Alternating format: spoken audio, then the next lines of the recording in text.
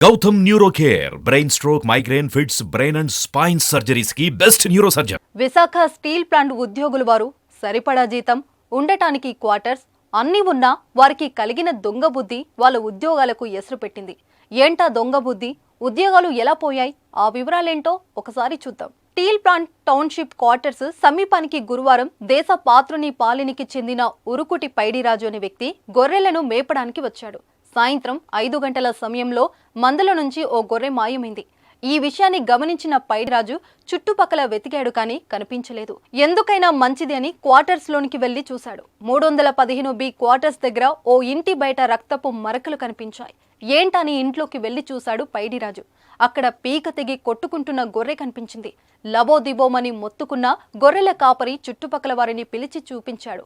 ఆ ఇంట్లో నివసిస్తున్న కె గోపికృష్ణ స్టీల్ ప్లాంట్లో ఫోర్మన్ గా విధులు నిర్వహిస్తున్నాడు. గొర్రెల కాపరి వచ్చిన విషయం గమనించిన గోపికృష్ణ తనకు ఏమీ తెలియనట్టు నటించాడు. కానీ స్థానికుల సహకారంతో పైడిరాజు పోలీసులకు ఫిర్యాదు చేశాడు. సంఘటన స్థలానికి వచ్చిన పోలీసులు తమదైన శైలిలో విచారించారు.